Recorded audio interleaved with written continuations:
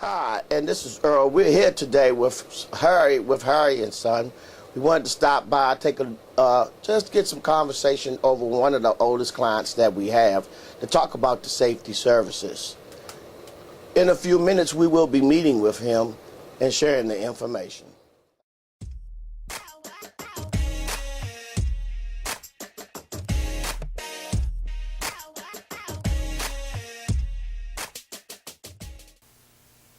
Okay, so we're here this morning with Harry and Son.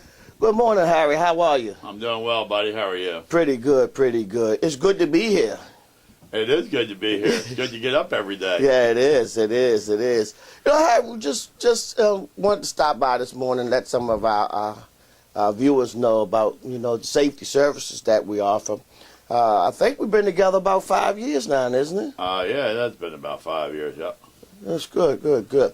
I guess the best thing that we would like to talk about first is how has it worked for your company? It's worked very well. Early on, I was getting some payouts by, OSHA would stop by occasionally these jobs, which are everywhere these days, and got some fines and some violations, and so once I got hooked up with you and we got the guys trained with the, the 8-hour courses and then the guys with the 30-hour, it made a big difference. I mean, it kind of gave them a direction in which to go in, so they would know the difference between right and wrong on these job sites. Yeah, very important from a business standpoint.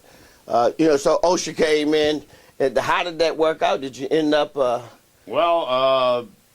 I negotiated a couple of them. I've only been called in, I think, 3 times, and you've helped me out with 1 or 2 of them. I don't remember. I think it was 2. 2 of them, yeah.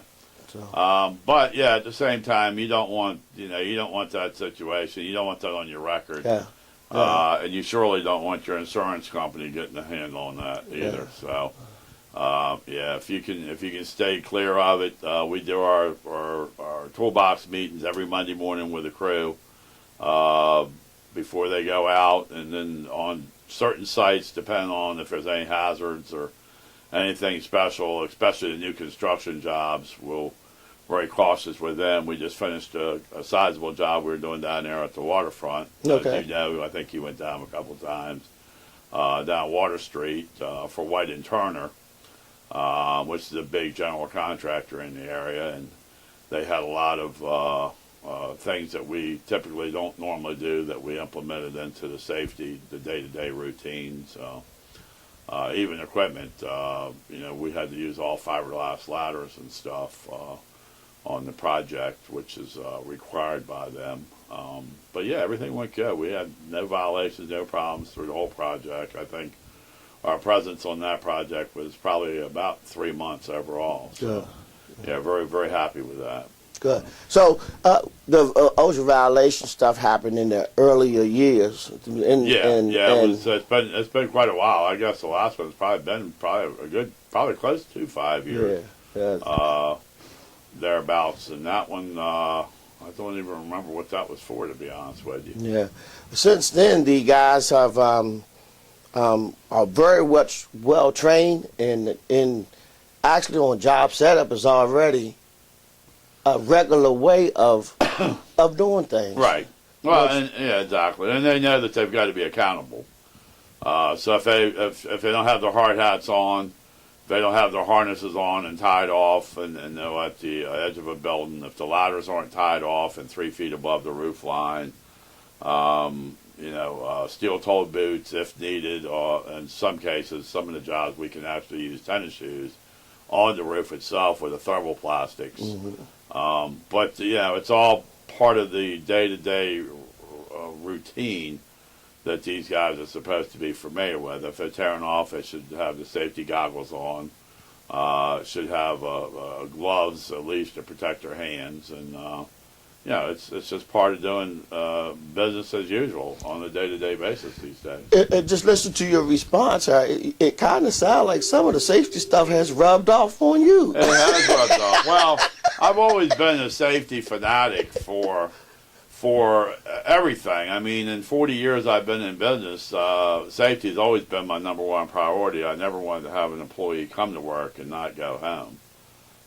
So that's always been there. It was just a matter of implementing a system with somebody who could put it together and put the guys through the training program that needed to be trained, so it becomes a regular, repetitive ritual every day. Right. Like getting up in the morning and tying your shoes. It's part of what you do, and then eventually you do it often enough, you don't think about it. You just automatically know you're supposed to do it. Yeah. You get out of your truck on a construction site, the first thing you do is you put your hard hat on. Yeah.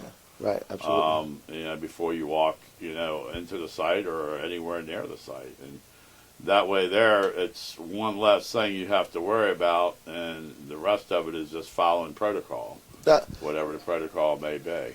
So it's pretty much just a normal process for you of every day.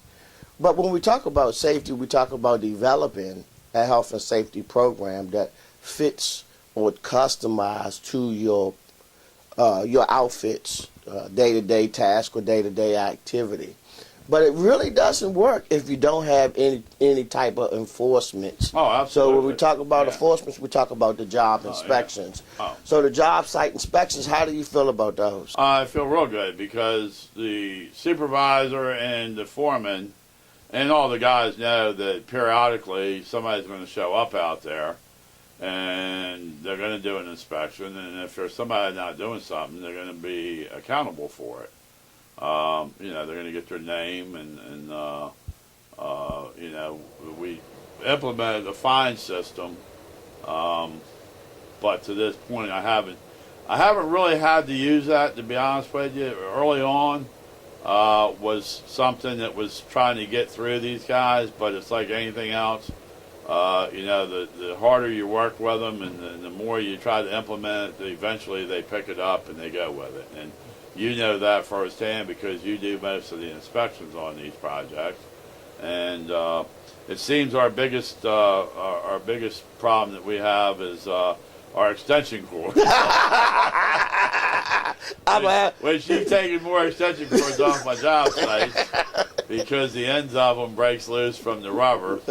But you've probably taken hundreds or thousands of dollars worth of them off the site. And I understand that it's part of the protocol for OSHA as far as the tools and equipment. So it's made that part of life a lot easier.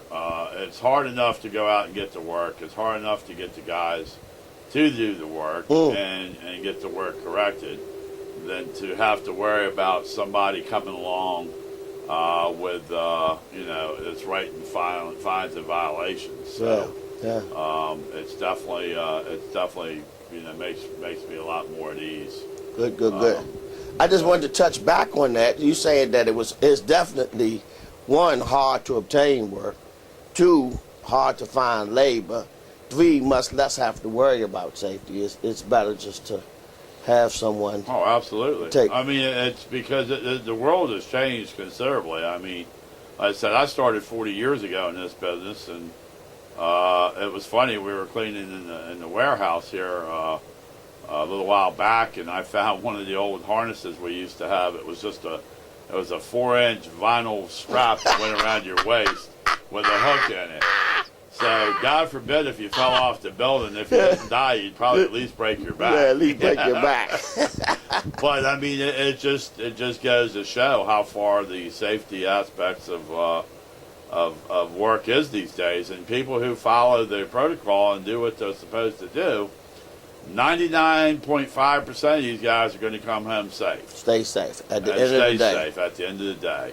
And the ones who don't pay attention are the ones you usually read about or hear about, that they didn't have the harness on or something kind of crazy took place that caused that accident and in a lot of cases untimely deaths as well. So I don't know if you notice or not, but OSHA say that 90% of the accidents happen to people who have 5 years or greater in the field. Oh yeah, because the more lackadaisical about it. Yeah, they're more like You figure, oh, I've been doing this for so many years. I don't need to do that. Hell, I'm not going to need a harness to Right. go up there. I'm only going to be there 5 minutes. Right.